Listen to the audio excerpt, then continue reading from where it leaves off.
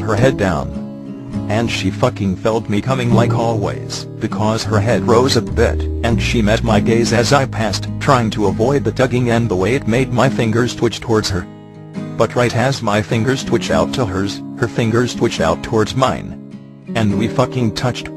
Right there in the middle of the quad in front of everybody. It was only a graze. But it was completely fucking subconscious. For us both. I immediately stopped, and spun around to face her. I don't know why I did it. I was just a little fucking shocked at my reaction. But as I turned I was met only with her retreating form. I stood there for a moment, running my fingers through my hair, and netting my eyebrows together before I finally snapped the fuck out of it and made my way to class. I spent English going through all the old literature we had read describing love and other emotions, trying to conclude how close my knew for an emotion was to love. But that shit was confusing. I was guessing that reading about it and feeling it were two completely different fucking things. After so long, I just gave up. I figured that if I was feeling it, and it made her happy, then it didn't fucking matter what it was called, or even how close it was to love. I was happy to just be feeling it.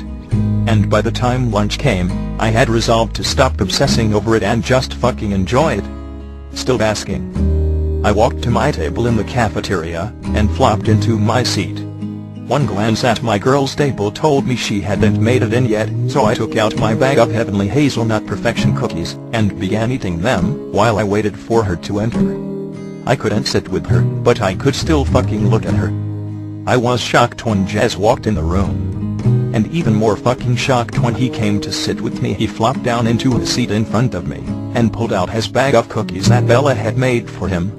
And for some weird fucking reason, I got an irrational flaring of something that felt a lot like jealousy at seeing him with a bag of my girl's cookies. But I swallowed that shit down. Fucking irrational. I quirked an eyebrow at him as he opened his bag. No humping in the janitor closet today. I asked curiously, wondering why he wasn't bawling Brandon for the hour. He shoved a cookie into his mouth. Alice wanted to sit with Bella. He shrugged and chewed at the same time.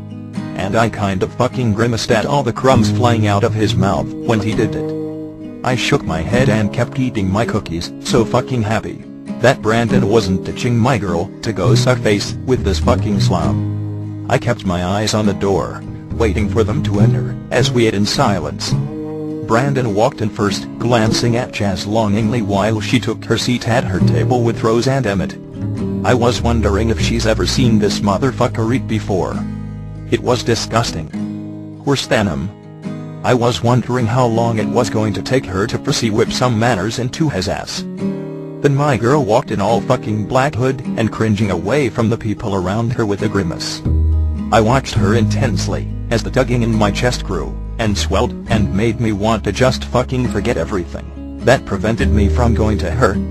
She took her seat next to Brandon with a general nod of hello at the table's occupants. As she bent over to get her book and cookies from her bag, I did the thing where I willed her to meet my gaze again. The one that worked 2 nights prior out in the meadow. Staring fucking intensely at the top of her hood as she was fishing into her bag, and blocking everyone else in the room out. Finally, as she was sitting back up, our eyes met. She stared back at me from her spot, and I could see her eyes fucking light up as they met mine. They were big and brown, and just fucking brimming with all of her love. As she gazed at me, the intense stare we had made the new foreign emotion inside of me swell again. The tugging was pulling me to her so fucking strongly that my feet were twitching. But I knew I couldn't go to her. So I did the only thing I could, and just fucking poured that new emotion into our stare, hoping that she could see that even though I couldn't be with her, I really fucking wanted to. And as if she knew exactly what I meant, she grinned at me and hastily broke our gaze to open her book. I blinked my eyes a few times, realizing that the whole cafeteria had filled while we were staring at each other. I let out a deep breath and finally tore my gaze from her, back to Jess. He was sitting in front of me wide-eyed for some fucking reason, just gaping at me with a cookie in his hand. I quirked an eyebrow at him, wondering what was so fucking interesting.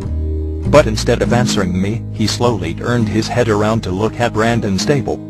I followed his gaze across the room, and was kind of fucking surprise to him staring at my girl.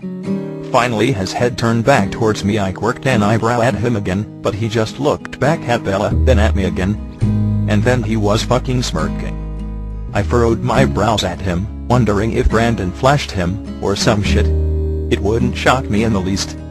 He snickered, and shook his head, making all his grubby blonde hair fall into his eyes. Then he said the three words that nearly fucking gave me a stroke. "AINT you love Grand?" He smirked knowingly. I fucking gaped at him, wondering how the hell he came to the conclusion that I was in love. "What the fuck are you talking about?" I asked in a frustrated tone. It was kind of fucking mean for him to even mention it when I was trying so hard to feel it. He snickered, yet again, making me want to fucking bash his head into the table. "Are you really that fucking clueless?" he asked in a tone that dripped with condescension. I huffed, and raised my eyebrows him. "Yes, but it'd be nice if you didn't rub it in my face, you fucking prick." He shook his head at my pointed glance. "You love her," he said simply. Like he was some kind of fucking all-knowing empath, or some shit. I tried to bite down all the hope that was coupled with the bitterness that I didn't yet. "And how the fuck did you come to that conclusion?" I asked through clenched teeth as my frustration grew. He finally put his cookie down, rubbing the crumbs off onto the table in front of him like the fucking slob he was, and leaned forward with his forearms flat on the table. "How long have I known you?" he asked cryptically, answering questions with questions. It was just so fucking jazz. "Almost 5 years." I answered impatiently, fighting the urge to narrow my eyes at him. He nodded his head at me. "And how many times have I sat my ass in front of you in the lunchroom?" he asked another fucking stupid question. I rolled my eyes at him, choosing to make that particular question rhetorical. He nodded his head again while his lips twitched. How many times have you looked at anyone like you just looked at her?" he asked knowingly. And since he was so fucking knowing and I wasn't, I failed to see the connection to the conclusion. I was closer to Bella than anyone else. Of course I'd look at her differently. He huffed, and sat back in his chair, when I didn't immediately understand him. "The look, Edward," he said exasperated, throwing his hands in the air. And I just fucking looked at him. "What about the look?" "Fucking Christ," he muttered, shaking his head. I furrowed my brows at him and barely restrained the urge to lunge across the table and fucking strangle him for being so goddamn condescending. He rubbed his hands over his face and took a deep breath before he leaned back onto the table on his forearms and looked at me with his serious jazz expression. "That look you just gave her?" he asked with raised eyebrows. I nodded. "I'd know that look anywhere," he said simply, as if he really was all-knowing about these things. "It's the same way she looks at you," he continued with a raised eyebrow and a near smirk on his face.